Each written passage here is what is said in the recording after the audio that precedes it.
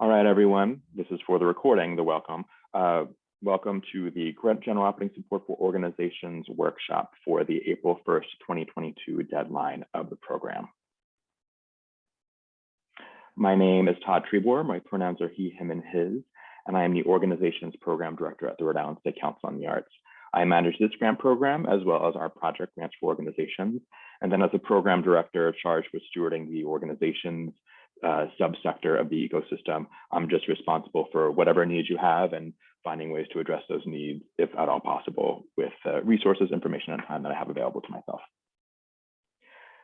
So about the General Operating Support for Organizations program, this program provides multi-year unrestricted operating support to arts and culture organizations and culturally specific organizations across the Rhode Island that meaningfully engage and inspire their community through arts and culture programming. So previously, this program was called Investments in Arts and Culture. That was a prior name of the General Operating Support program we had at the agency. We restructured this program in collaboration with a working group between May and October of 2020. The working group consisted, one moment everyone, of 36 people from 22 Rhode Island-based arts and culture organizations around the state. Participating organizations varied in size, communities engaged, and artistic discipline or cultural tradition that they were steeped in. Organizations represented in that working group included organizations that were in the Investments in Arts and Culture program, as well as members of the Rhode Island Expansion Arts program, which is a collaborative program between the Rhode Island Council for the Humanities, Rhode Island State Council on the Arts, and Rhode Island Foundation to support culturally specific grassroots organizations, particularly Bipac-Centered organizations, in their capacity building and development. During this restructure, I'll talk a little bit more about this. One of the things we did was change the name to just General Operating Support for Organizations because no one really knew what Investments in Arts and Culture meant. So we figured, but why not lead with a title that will clearly communicate what this program is for and about. So there were several charges that the working group had.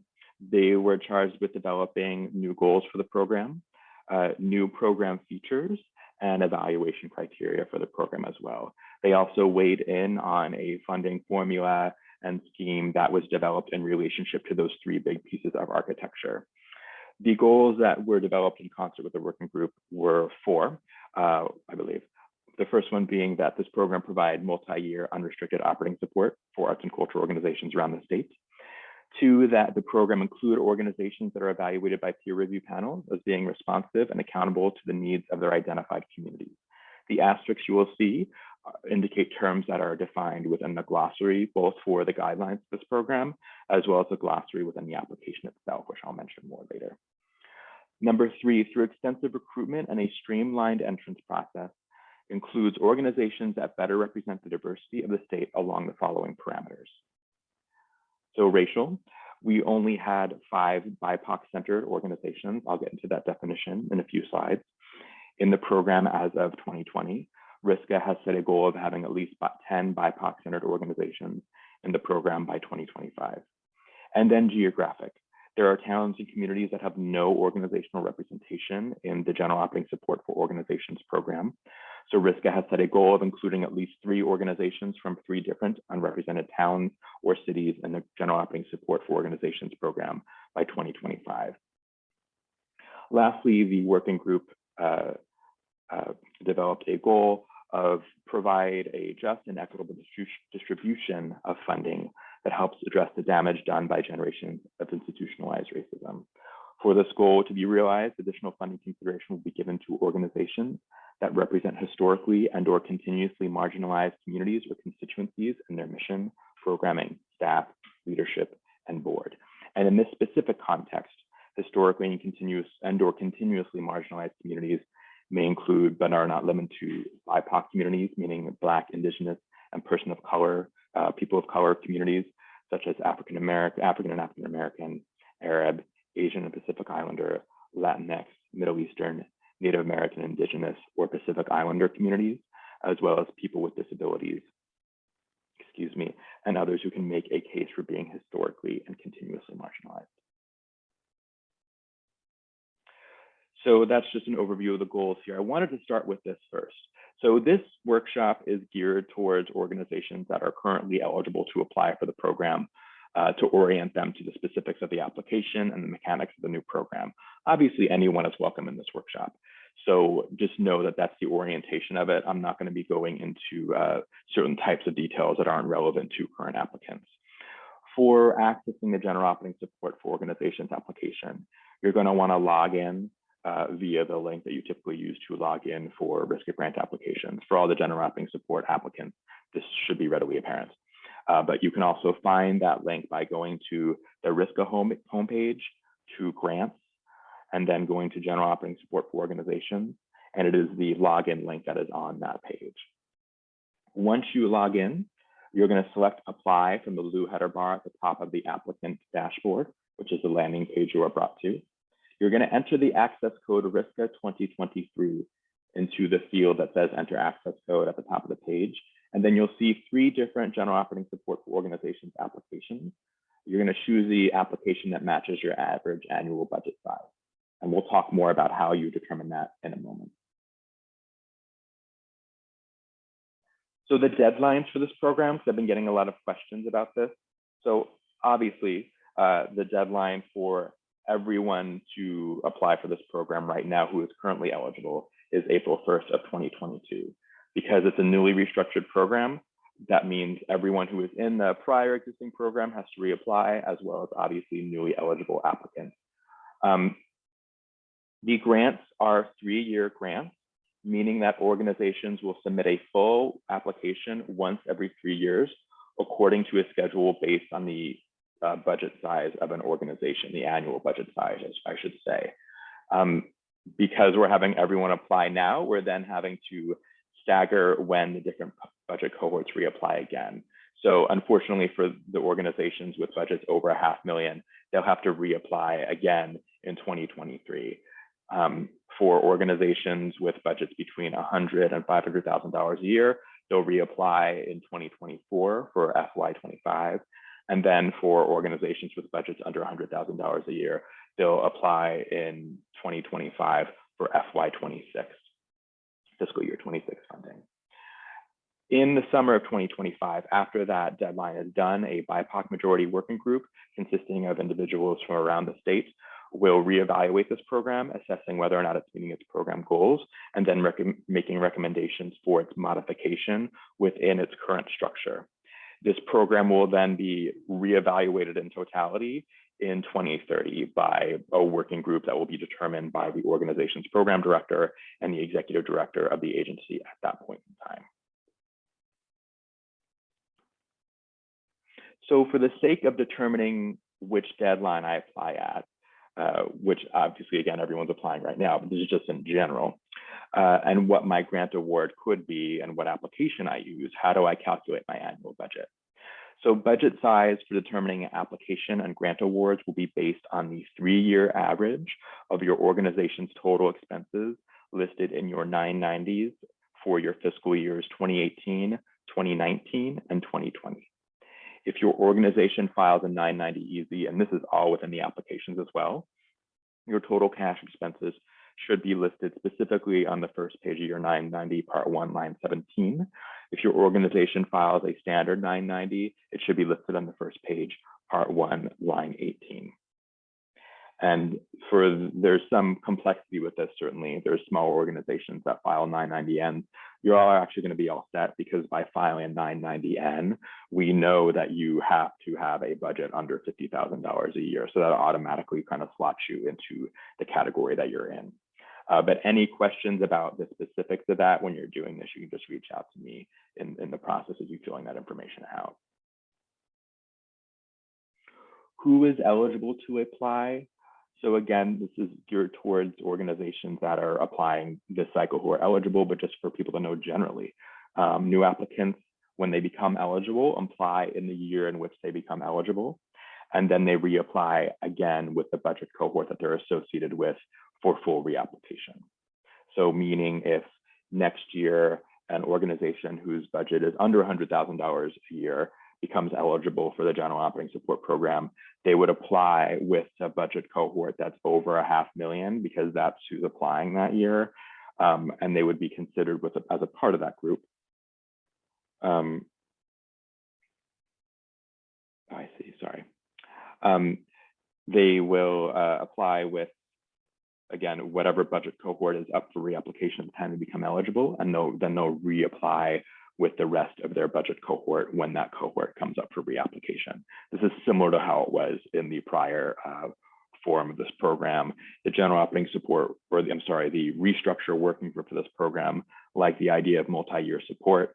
As an agency in Rhode Island, where it is a relatively small arts and culture ecosystem, discipline-specific panels just do not work. There's not enough organizations to make that worthwhile.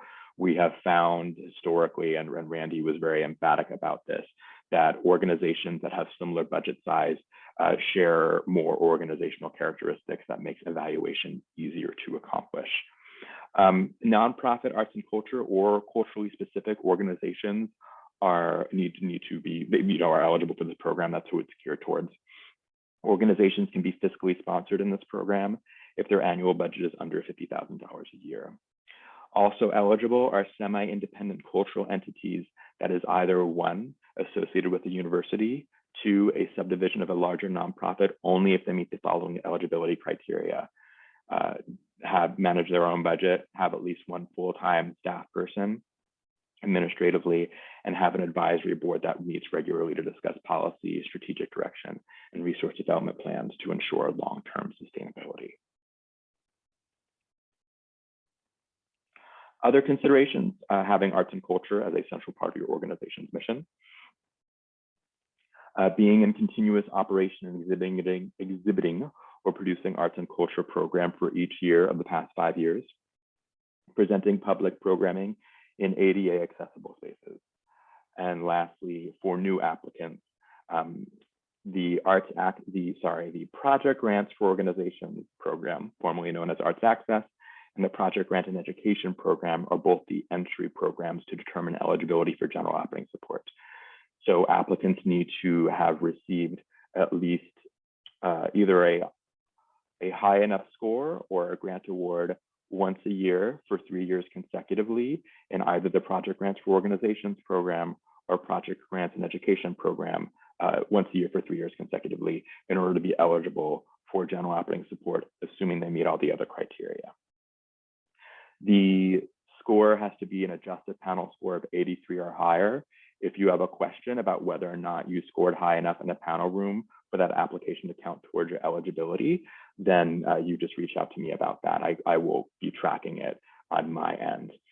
For organizations that are Bipac-centered that fit that definition that we'll get to momentarily, or organizations that are based in in towns or cities currently unrepresented in the general operating support for organizations program, it's just 2 years or 2 consecutive years of having met those Project Grant and Education or Project Grants for Organizations qualifications. Other things to know. First and foremost, this is now a competitive program. Not everyone is guaranteed a grant. Before, more or less, that was the case. Everyone was guaranteed a grant. We have 63 organizations eligible for this program. Because of the change in the guidelines, we had 11 organizations become eligible, which is very exciting, and we'll have more become eligible over time, certainly. We will be making somewhere around 50 grants. So obviously there's going to be some losers in this process. That's probably the wrong word to use, actually. It's just simply that it's competitive. We don't have all the funds to support all the organizations that we want to support because all of you are doing amazing work. Panel representation requirements, just to make you aware of them. Your applications will be reviewed. Your applications will be reviewed with other organizations of similar budget sizes applications by a panel specific to that group of applicants. The panel will consist of 5 individuals. We have representation requirements of at least 2 of those being BIPOC identifying individuals, and at least 1 of them identifying as a practicing artist that fits RISCA's definition of a practicing artist, which is in the general operating support guidelines. We recruit people both from in-state and out of state for the general operating support for organizations program. We try to recruit people out of state who work at a higher ecosystem level and view of the arts and cultural landscape in the country. So often people that work at state arts agencies, foundations outside of Rhode Island, or work for organizations of similar budget size and ilk to those being evaluated in a given cycle. For organizations who have budgets under $100,000 a year, we'll likely have more panelists that are from Rhode Island who also work at similarly sized organizations that are either not in the program currently or might be in adjacent or near adjacent fields. With the largest budget organizations, it's obviously very difficult to find arts and cultural organizations that are large budget that are not in the program. That tends to be when I recruit a lot more people from out of state, but still we try to have the ratio of no more than 3 people from out of state to 2 people in state. And sometimes that varies. Sometimes we will have more in-state people, like I said, just depending on who's being evaluated and the kind of conflict of interest. We just have trickiness negotiating in this state, in this particular program. You're able to listen in on the panel's discussion if you would like. I will be sending information to applicants about what time their application will likely be discussed on panel day. I'm not getting into the mechanics of how the panel process works because we cover that in our general grant workshop. And also, again, all of you who are eligible have been through multiple panel processes now. You're familiar with how that works. If you want a refresher on that, I go over it in detail in the general applicant support guidelines. It's a 12-step process. You'll be able to listen in. You'll have a scheduled time, like I said. More than likely, the panel will not be discussing your application at that scheduled time. It's just the way the cookie crumbles. It depends on the rate and pace of their discussion. I or my colleague co-facilitating their conversation will be emailing applicants to let them know when their application is being discussed. And what we usually do is email you all being like, hey, your application's coming up. The application before yours is being discussed, ideally giving you a 10-minute warning and window, all right? Again, I'll follow up with more details about it when we get to it. General applicant support for organizations grantees are ineligible to apply for or receive funding from any other risk grant program during the grant award period, with the exception of the cultural facilities grant program. I have a lot of organizations who are interested or have asked, oh, can we apply for general applicant support and a project grant for organizations? Unfortunately, no. And then when you're in the program, you can apply for a project grant for organizations as well. One of the ideas is that having a more inclusive general applicant support program takes pressure off the project grants for organizations program, which is the program that we use to support arts and culture programming done by any kind of organization around the state, which is really critical because particularly in rural areas, those unrepresented towns and communities, that's a program that they can easily access if they don't have an arts and culture organization based in their city or their town. The budget for project grants for organizations, for context, is only $90,000 a year. The budget for the general applicant support for organizations program fluctuates very slightly. It's been steady for about 15 years, and it's somewhere around the $600,000 mark.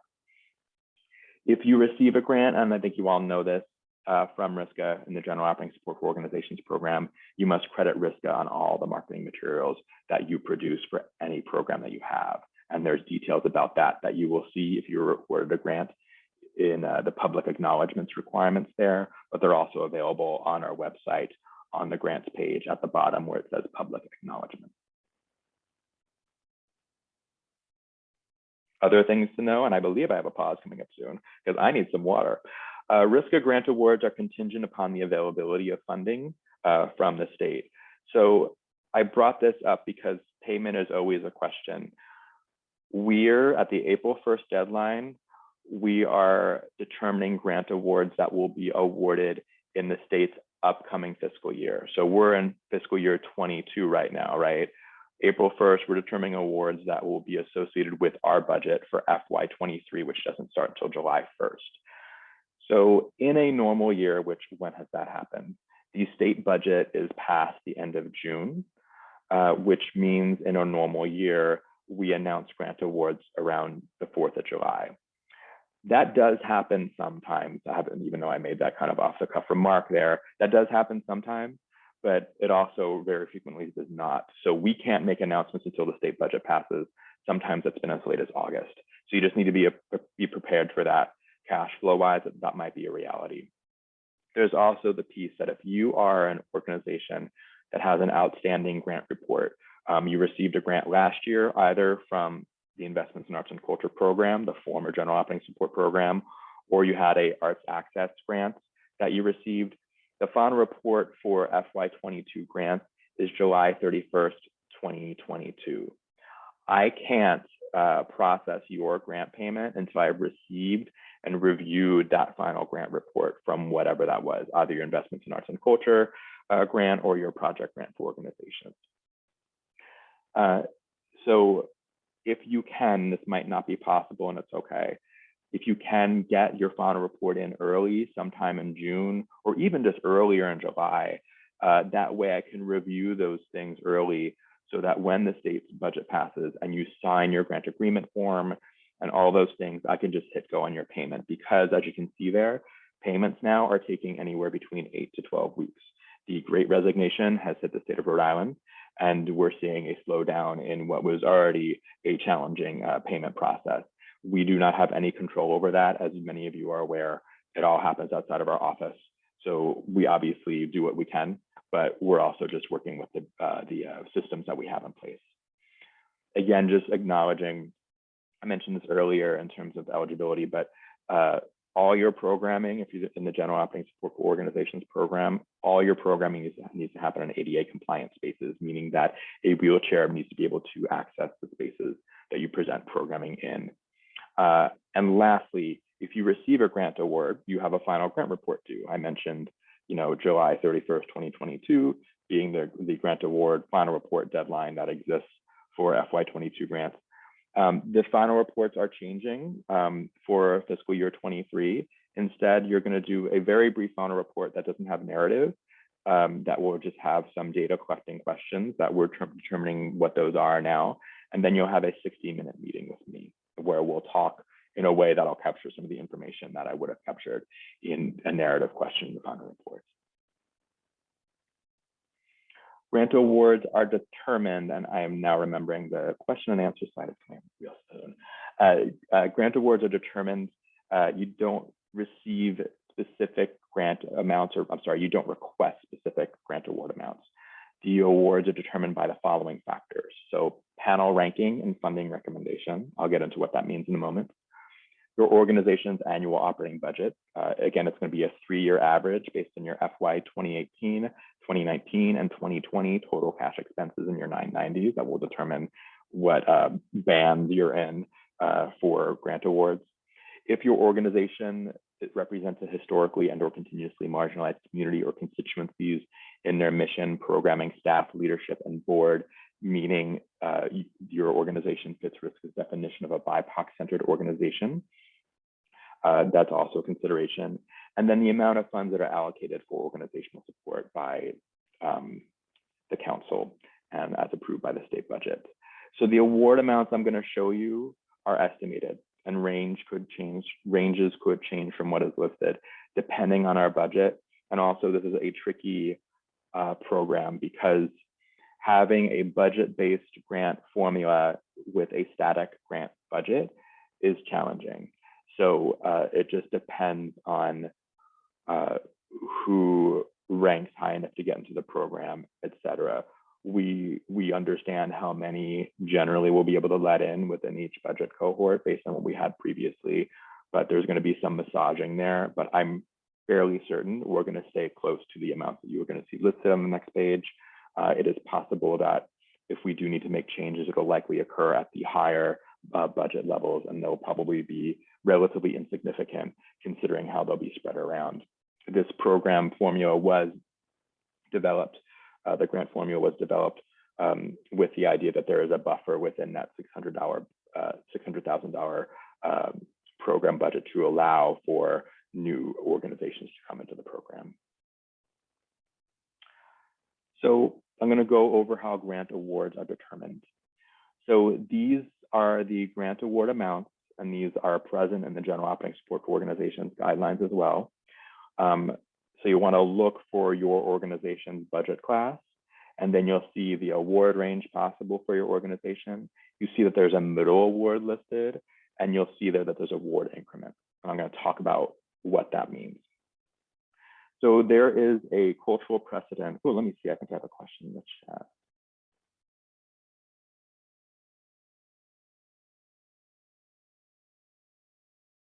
Yes, it's a 3-year grant eventually. Yeah, that's correct, Gail.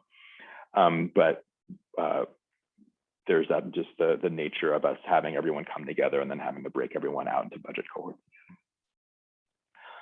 So you see there, there's a culture at risk when it comes to grant award recommendations, that in the panel room, the panel actually makes grant award recommendations for project grants. That's always been the case. They have a pot of money and they get to determine how to use it. And they're given they're given guardrails around that and guidance around that, certainly. But that's a facet and a feature of how we do things in Rhode Island. So we wanted to translate the spirit of that into the general operating support program, but with very specific guidelines around that. So let's say your organizations with budgets. Sorry, let me think of the way to say this exactly. So what will happen is if your organization scores high enough to receive an award, you will by default receive the middle award in the budget class in which your organization's annual budget resides. So if your budget is $150,000 a year and you score high enough in the panel room to receive a grant award, the default grant award is $7,500. Excuse me, the middle award is wrong. You can see there it says $7,000, but on the award increments it's correct. You would receive $7,500. Where the panel's voice comes in is they're going to be shown a spreadsheet that has all the applications ranked in order from in a descending order, highest ranking applications at the top of the spreadsheet, lowest ranking applications at the bottom. They can recommend, based on their scoring rubric, that a top scoring application receive a higher award. In this case, with this particular group of organizations, receive $9,000. If they do that, they then have to recommend an organization that was the lowest scoring organization to receive $5,000. The reason why that is there was a desire among the working group to have this program be competitive, which it is, and that there be a level of competition in the grant award amounts as well to incentivize excellent performance as deemed by a panel among arts and culturally specific organizations in this program. But because this budget is stable, that means that we have to do it that way. You recommend someone for more money, that means someone else has to get less money. It is possible that a panel might recommend 2 organizations for $9,000, in which case they need to recommend, they can be only the top 2 scoring organizations. They need to recommend the bottom two scoring organizations for the lowest amount of within that budget class, in this case, $5,000.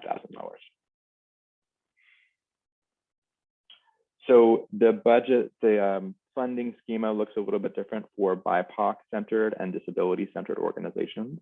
We don't have any organizations that are disability-centered currently eligible for the program. We are going to be working with a task force that we are assembling of individuals from different communities with disabilities around the state that will both help us address accessibility at the agency, support our accessibility work in the community, and then also come up with a definition for disability-centered organizations. So for now, the main practical consideration is organizations that are BIPOC-centered. And you can see this definition here, that a BIPOC-centered organization is an organization with a mission and programming that's explicitly reflective of a community or communities of color, and where the board, staff, artists, and collaborators include a significant representation of that community. A BIPOC-centered organization fits the following organizational characteristics, and an organization must fit all 4.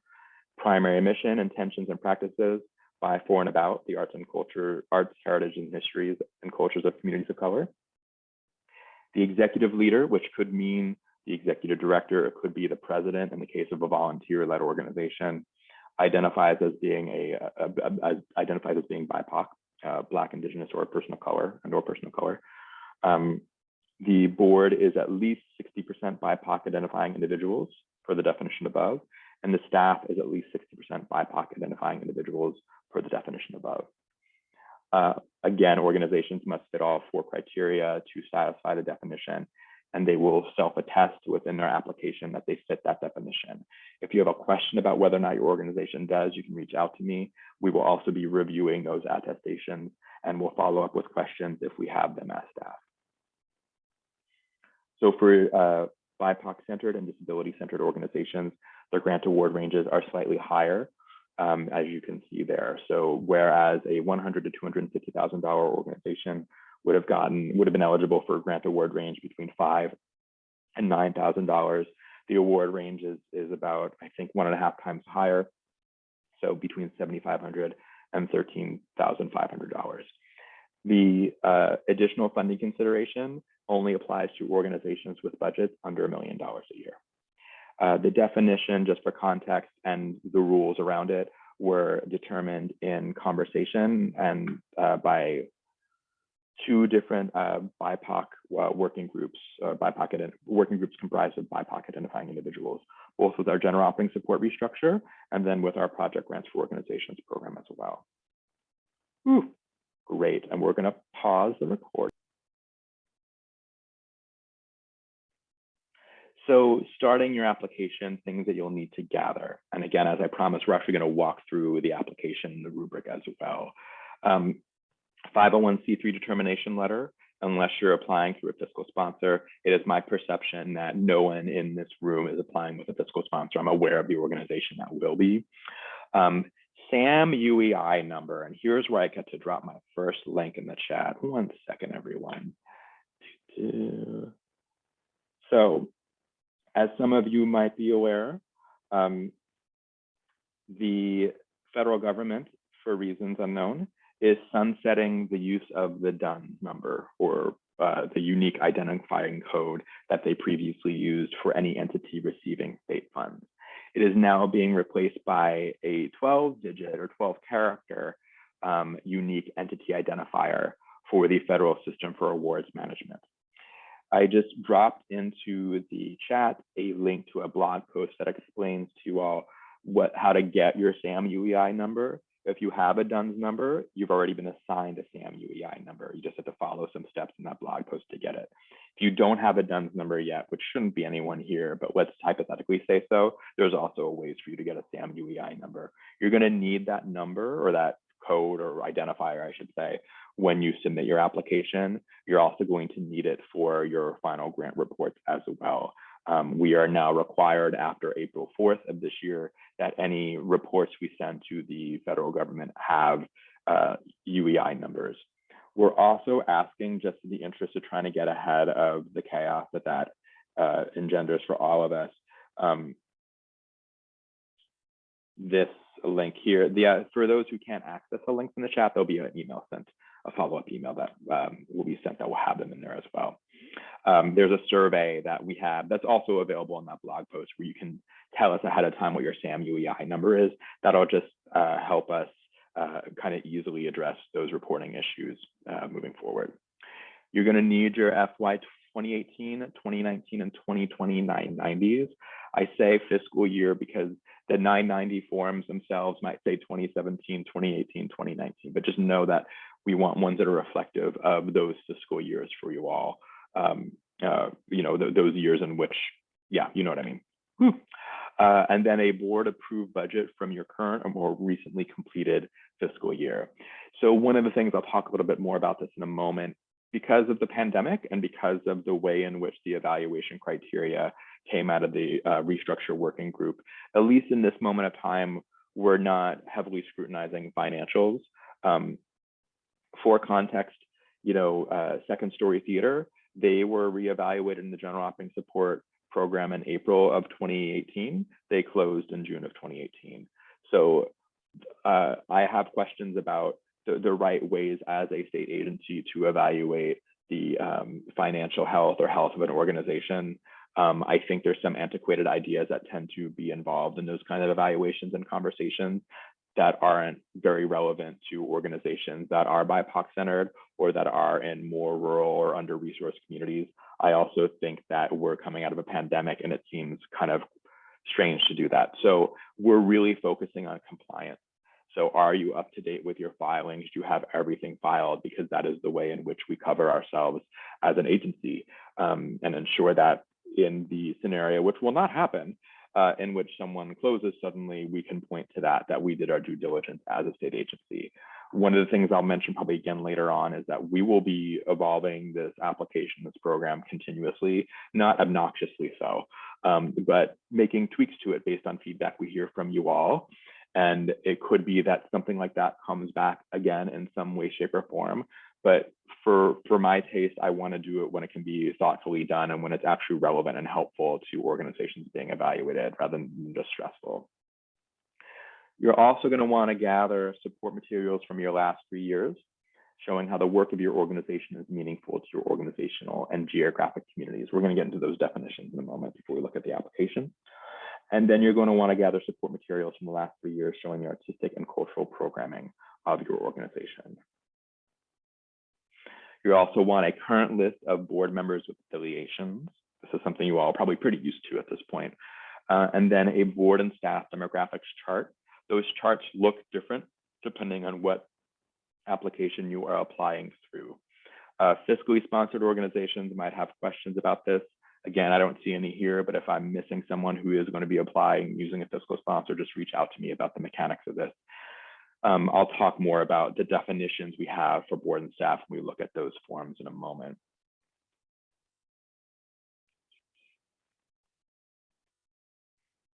So just going to go over briefly the evaluation criteria for this program.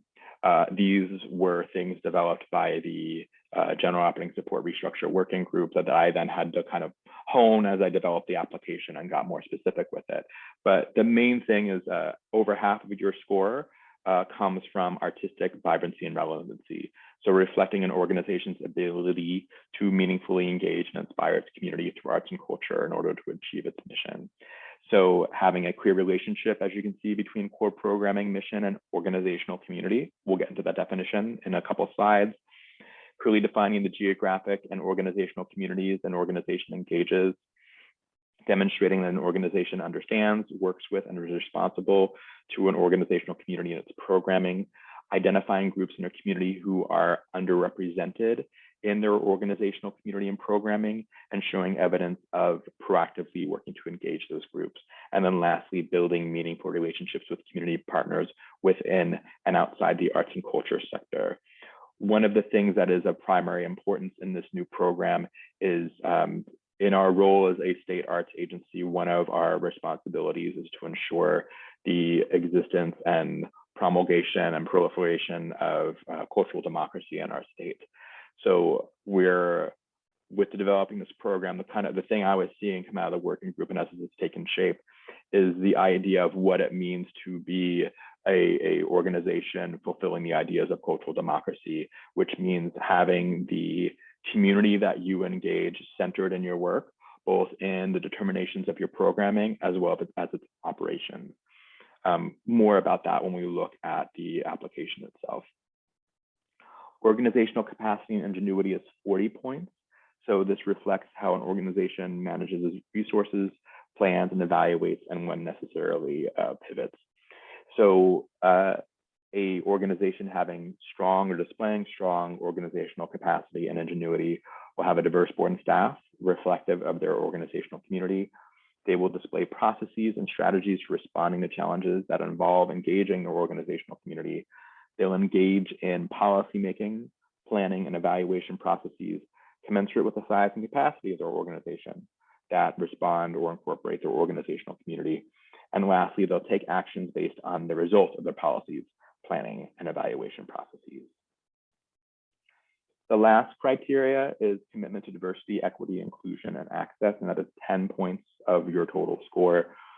Exhibiting practices are inclusive and welcoming of all people in their organizational community and geographic communities, including those who have been historically and or continuously marginalized or underrepresented. Demonstrating practical application of stated DEIA goals through documented recruitment, selection, and work processes, and then showing that staff at a variety of levels, boards, volunteers, et cetera, include those in their organizational community who have been historically and or continuously marginalized, both in their public-facing programming and in their administrative work. Defining, I've been throwing around organizational community as a definition and geographic community. These are the definitions. They're in the glossary, which can be found both in the guidelines and then in the application itself, which you will see when we get to it. The constituents, organizational community, that's definition is the constituents an organization engages or intends to engage as directed by their mission. This can include audience members, artists, students, and other groups that are significant to the organization. And depending on the mission, organizational community and geographic community might be the same, or they could be slightly different. When you describe your community in your responses, you're going to include relevant demographic and geographic information and makeup, including information about relevant socioeconomic factors. Geographic community is slightly different. The constituents who live in the geographic service area of an organization as defined by their organization's location and perhaps their mission and vision.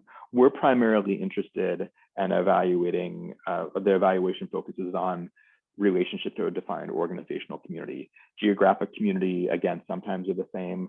That provides context. And for many of you all, depending on the nature of your work, you might have a specific interest in having your geographic community reflected in your board, for instance, or in your staff as relates to your mission and the kind of work that you do. All right, let me see. Oops, yes. So we're going to walk through the application unless anyone has. So this is the login page for our grant system. And I am going to log in pretending that I am an applicant. So this is the screen that you all will get to when you log in. It's also possible that you'll be taken, as I said, to the Applicant Dashboard that has your current grant applications that you have open. In that case, if you're taken to a screen that looks different to this, you're just going to go up to the apply option at the top in the blue menu bar, and you'll be taken to the screen instead. So remember, in order to access the application, you're going to need to put in the code RISCA 2023 that we give to all eligible applicants for this program. You enter it, and then, as I said, you're going to select the application that's associated with your average the three-year average of your budget from your FY 2018, 2019, and 2020 fiscal years, looking at the total cash expenses in those 990s associated with those fiscal years. So just for the sake of argument, we're going to actually look at the largest budget application because it has all the questions. The other two have 80 to 90% of the same questions. There's just one or two that are different, and you can look at those on your own. So we're going to hit preview just so you can see it. So what you'll come to first is an application overview. It's going to tell you that there are 3 parts to the application. There's an eligibility quiz where we determine if your organization is eligible. Again, we've already more or less determined that, right? Because of how the panel process works and the eligibility process works for this program. But it's us, dotting our I's and crossing our T's. The information for the panel section, where you'll tell the panel of Rhode Island residents making funding recommendations for your program about your organization. And then lastly, information for RISCA staff. So we're very specific about that. So you know what to stress out about. Just kidding, not really, because I know I would have stressed out about it. And then what not to. So the stuff for RISCA staff, that's not stuff that the panel looks at. And I know that sometimes, and I understand this, previously, I would have applicants that would be very deeply concerned with that information, when really that information is eligibility related, and I can be supportive of you all figuring that out, et cetera. So if you have eligibility document information issues in general for this program before the deadline, just reach out to me and we can figure it out. Guideline templates and forms, these are here for you. So there is a link to our guidelines for the program. There's a link to the board and staff demographics Excel. The Excels are specific to what grant program you're applying for, be it the under $100,000 annual budget, between $100,000 and $500,000 annual budget, et cetera. and then the evaluation rubric, which is also specific to grant program. We'll talk more about that in a moment. This is the rubric panelists will use when evaluating your application. So first off, you'll do the eligibility quiz. This is where you'll give us the requested numbers from your 990 and then provide us with the average for those 3 years so we can see that you are in and you can see that you're in the right grant program.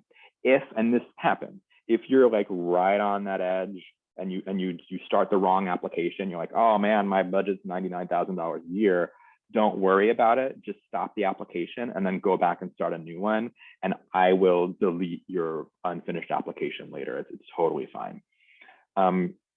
You'll then attest to fitting the definition for either an arts and culture or culturally specific organization, respond to questions about your organization status, ADA compliance, and that you have been operating for 5 years.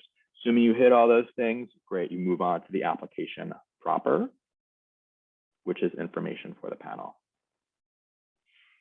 So we outline at the beginning who your audience is. We want you to understand who your audience is and what they're going to look like generally. I'm in the process now of recruiting panelists, and as you can imagine, with this many panelists, it's something. All panelists undergo an implicit bias training, a review of the grant program rubric. They're also going to undergo a general orientation to Rhode Island as well. You're going to start off just telling the panel who you are, which is pretty straightforward, right?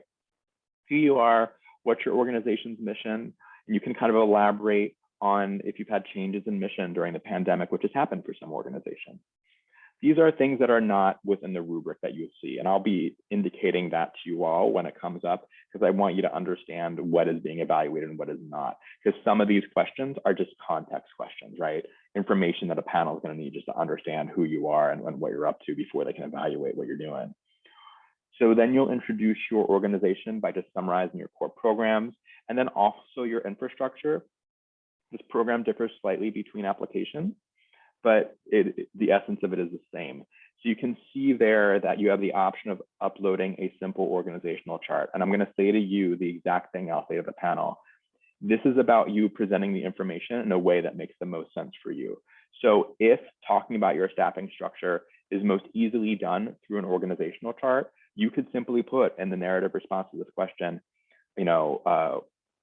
please see our staff organizational chart to understand the way in which our organization is structured. That's totally fine. If it's easier to do that than narrative, by all means. This really is truly just getting them the information they need to understand who you are in a way that makes the most sense for you to communicate it. You're then going to submit up to 4 support materials from the past 3 years that show the artistic or cultural programming of your organization. And that will be coming up down here, organizational support materials, as well as you can see that link to organizational chart. Again, this is about, they're going to be reviewing your organizational support materials through the lens of the rubric, but also obviously it provides context about who you are as well. So that's one that plays double duty. Question here, you can see the impact of the pandemic. In what ways has the pandemic impacted your organization, and how does it continue to impact your organization? You can see there, I put there is nothing in the rubric that addresses this question. This is a context question because we know based on what we heard from many of you, and this came out of a desire from the public feedback session, that folks and organizations felt they needed to have space to talk about that because it's kind of funky to talk about your past work in this moment, right? Ideal response length is 2 paragraphs or less. And as we put in there, it could be that we use this information as well to understand the impact of the pandemic and use it for our own case making. We'll reach out to you if we need to do that in an unanonymous way, but at least it gives us a sense just generally, since we haven't gotten full applications from anyone in 2 years now. You're then going to define your geographic and organizational communities. You want to include the demographics of your communities in your response. And an ideal response length is 2 to 3 paragraphs. You can see we put ideal response length all over the place because that was something suggested by our Project Grants for Organizations working group. Not restricting the character count per se, but just being like, hey, here's the ideal amount. Remember, these panelists are going to be reading a fair number of applications. So you want to be concise, but you want to also communicate the information you need to communicate. And as I said, depending on your mission, these communities could be slightly different or the same. Next is responsiveness to your organizational community and your operations.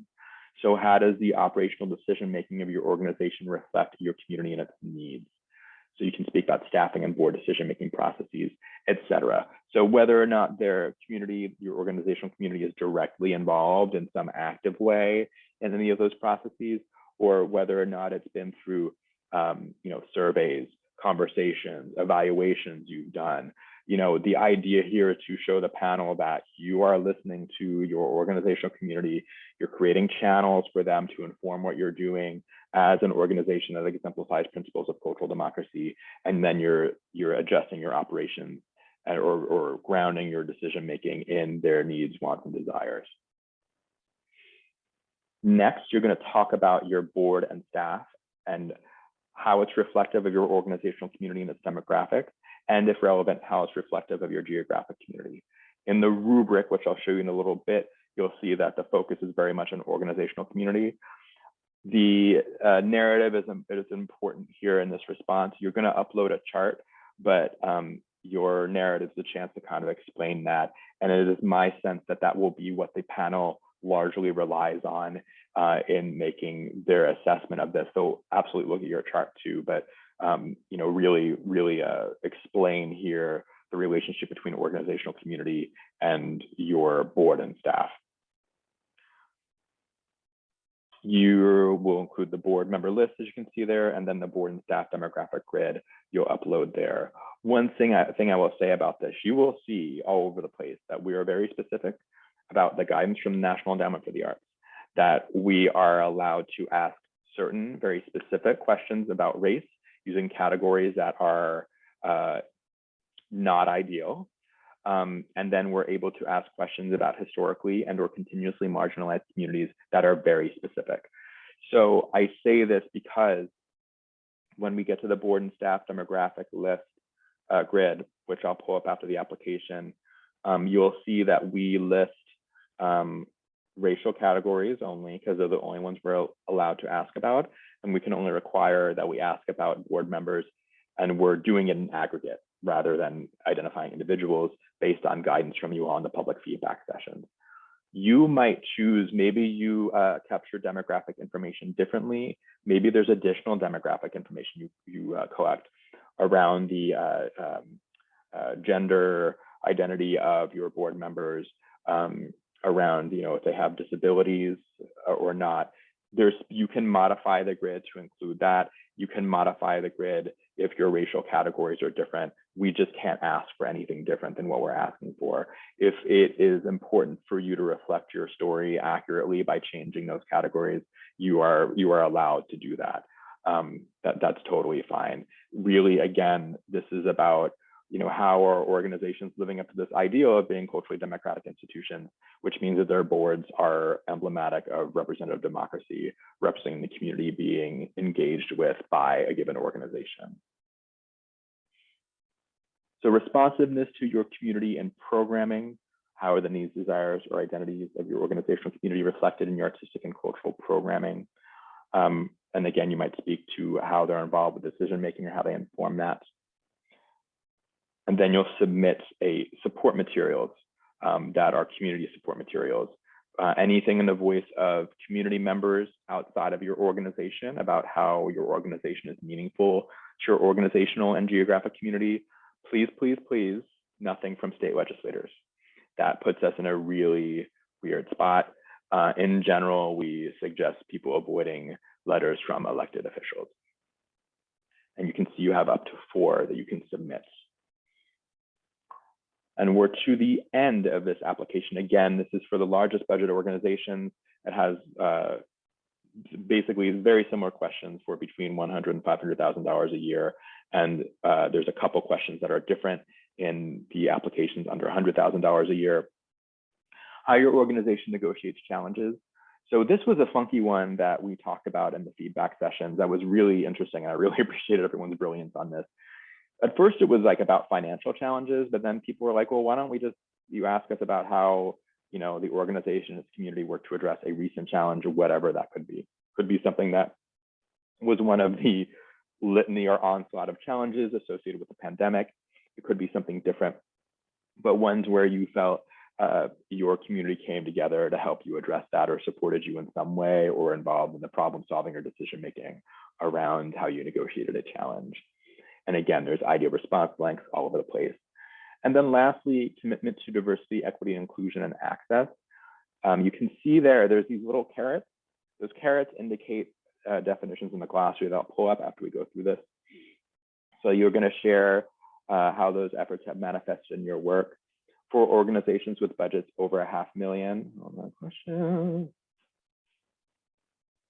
Yes, all, regardless of what budget category you're applying in, everyone's submitting the same amount and same type of support materials. So community support letters, et cetera. Again, there's really just very small dissimilarities between the applications. I had aspirations of making them much more different than they are, but when it came to trying to get applications that hewed closely to the evaluation criteria, that wasn't as feasible as I thought it would be. Learning. So yeah, like I said, organizations with budgets over $500,000 have the ability to supply a DEIA planning document as well. Other organizations do not, but there's less of an onus on that question in the rubric for smaller budget organizations.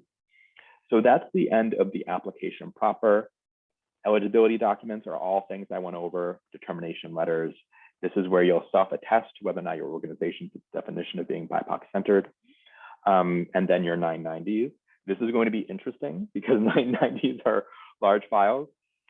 I have this aspiration that we'll probably not be able to realize of seeing if there's a way, because our grant system connects with Fondant, that might erase the need for you all to upload these. I don't know if that's going to happen this cycle or not, but just know we'll get through this piece together when it comes to uploading those files.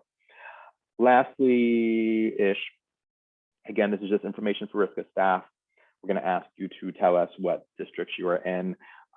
For now and into perpetuity, for as long as I'm at RISCA, I'm going to be saying to everyone, it is really, really important that you all know your state legislators, you have a relationship with them, that you invite them to what you do. Many of you do amazing at this, right? But I am always surprised at the number of general operating support organizations that do not know who their state legislators are. They get it wrong. They don't invite them to things.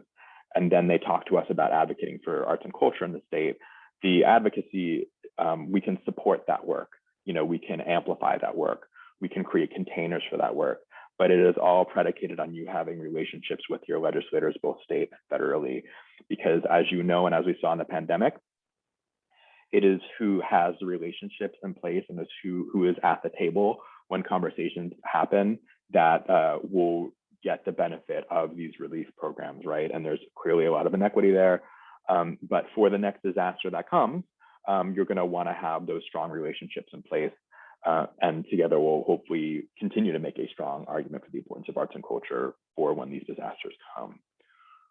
So that's that there, because we send letters to legislators letting them know what gets funded in their district, which is why this is important and why it's great when you follow up with them. And then information for state, federal data reporting. You all are probably familiar with this. This is that irritating sea of drop-down menus of the NEA requires us to ask. Do not stress about it. As you can see, if you're not sure which one is right, like I've had organizations be like, wait, we're in human services. Do we select social services? Do we select none of the above? Make your best choice and I'll be reviewing them and we'll figure it out. And sometimes it is just a guess. These are very limited categories we're working with here.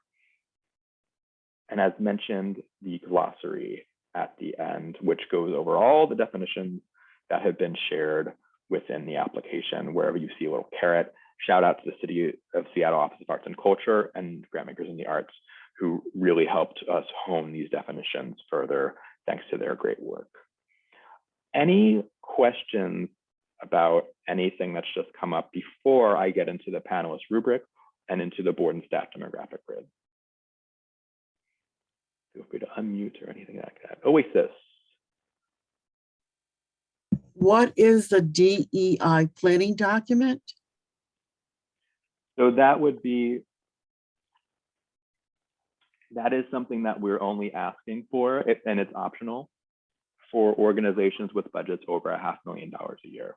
That's not something that we're asking for organizations whose budgets are under $500,000 a year. Many of our largest organizations in the state have developed diversity, equity, inclusion, and access work plans or documents. And we just wanted to give them an opportunity to share that as part of this application process. Yeah. Any other questions for now?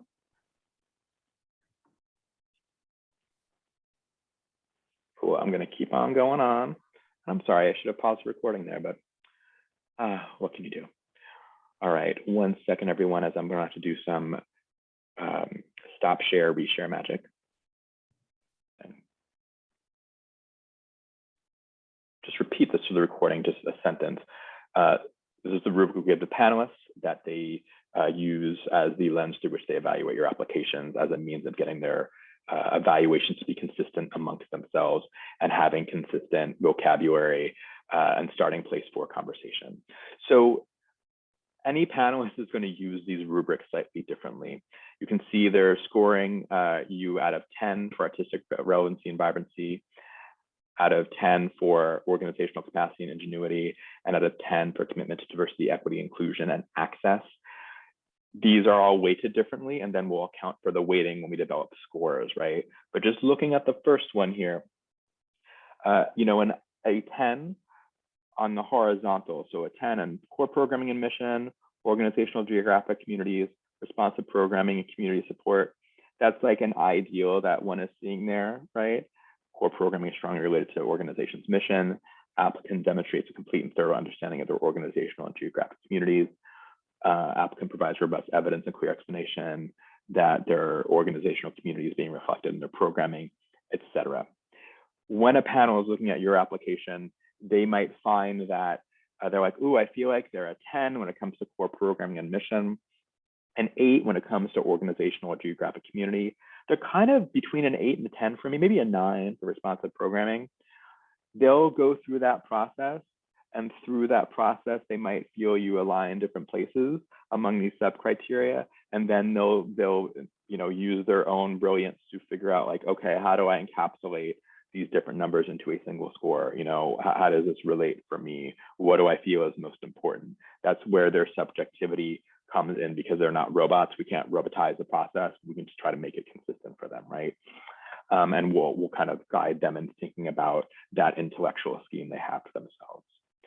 So I'm not going to go through all of these. What I will say again is there are subtle differences between the different budget categories in terms of what the sub-criteria are and how they manifest. So yeah, I'll stop there with that. Any questions about the rubric for the moment? It is within your applications, and there's also a sample rubric that is just for the organizations with a budget over $500,000, but it's still a helpful resource that is embedded within the grant guidelines page for this grant program.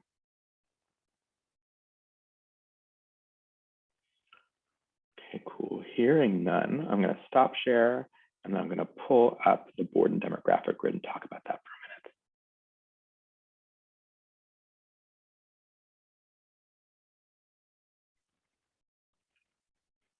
All right. These board and demographic grids differ quite a bit between the different grant program categories. But, 1 second. So you can see that there's an asterisk by board members. We can ask that question. We can require that information. We can provide it in aggregate. Again, you'll see those are the racial categories and demographic categories that are federally defined demographic descriptors that we may ask about. You may choose to modify those. You may choose to add more rows as necessary. You can see it gets into this in the instructions. You just want to be sure that you're not counting anyone twice in a way, right? Which is why we put the something else, add rows as needed rows under there, so that you can adjust the race and ethnicity demographic categories as you need to, as makes sense for you. You're counting all those individuals only once, and then below that, we'll have the total, and then below that, you might add additional demographic information, as I said. You can see, and this is important for everyone to know, There's definitions that we've created for your use when it comes to what it means for someone to be board and staff and different levels of staff. There was a desire among the working group to see like, okay, it's great to have diversity among staff, but like, you know, to what degree is staff involved of different staff of different demographics involved in different levels of decision making. So we designed it that way. And you can also see there's space to talk about practicing artists that you pay as well as volunteers. Again, the only category that we're requiring you all to report on is board members. And we also understand that you all might not have the mechanisms in place or might not have it as a practice. It's still a very new practice in this field to talk about your organizational community in these ways. So we recognize that, we understand that. For the organizations with budgets over $500,000, when we talk about staff, we are talking about staff like individuals that are those who work year-round on a regular basis, that are paid as part-time or full-time staff, et cetera. Really the focus for us, because we know for even organizations with budgets in the $500,000 and under range, we know that for many of you all, your staff, your managing directors might be paid as independent contractors, and they might be part-time, et cetera. A lot of the interest is in what is the level of responsibility or agency that a position has, not how it's paid. So that's why we make the distinction between independent contractors, and then there might be regular staff that are paid in the same way, but they're there on a year-round regular basis. They're deeply involved in the decision-making and stewardship of an organization in a way that is different from those who fit the traditional definition of independent contractor. And I know there's a lot of definitions and instructions there. So you might have to just take the time to read, again, the form that is associated with your given application. We did a lot of outreach and discussion when developing these to make sure they made sense in as much as possible for everyone. This is something where, you know, applications like this, at least how I view it, are a dialogue with the communities being engaged with by them or applying through them. You know, it's not about tricking anyone. You can see in this application, there's very little possible trickery. It's just, what are you doing? Where are you at? You know, how are you fitting these criteria? And just presenting that, you know. I'm going to stop sharing now. Hold on one second, everyone. So other grant support and other opportunities. So this is truly an exceptional cycle because of obviously launching these new programs, but also we are, as you all know, without an executive director. We're going to be without one for the foreseeable future, unfortunately. The council that oversees RISCA, the governor-appointed council, published just today a blog post that updates the community on the search and what they're doing. So I'm going to drop that in here. We'll be spreading it around on social media. Again, it'll be a link that's included in follow-up email.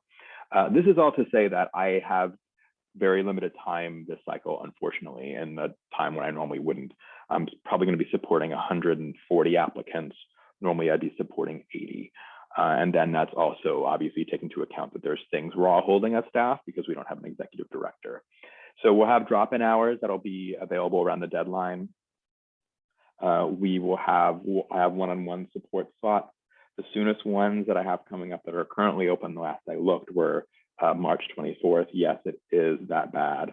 And then we will have draft review opportunities. I sent an email out the week before the deadline to anyone that has an application started, letting them know they can sign up for a time to talk with me about, sign up for a time for me to review their application. They don't have to be present when I review it. It's just a way for me to organize my life and my time.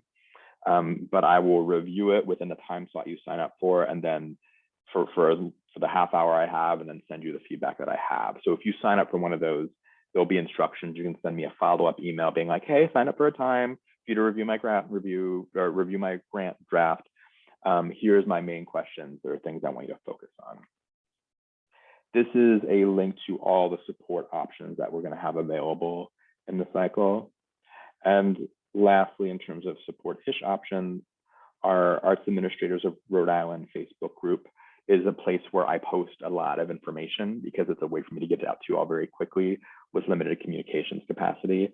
So I recommend that anyone who's on Facebook be a part of that group. It's where we put information about our workshops, about funding opportunities. It's also a place where you can ask questions or promote things that are professional development in nature for arts administrators.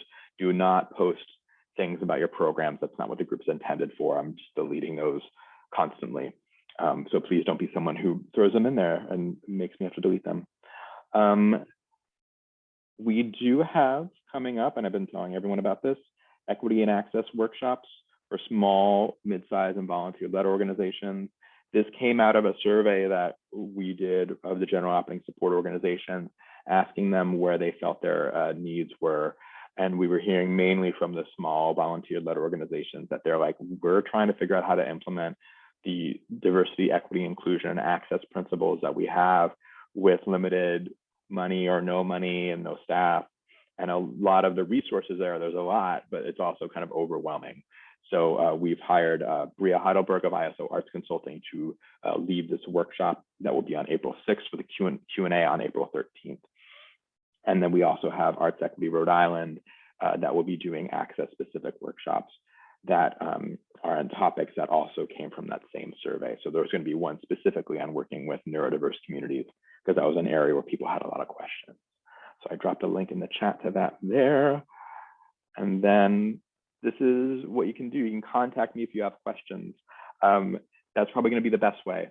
I've been able to answer email questions that are small and manageable pretty rapidly in the weird interstitial spaces I have during a day. So if you can't get a sign up time with me, that's, I think, the ideal way to go.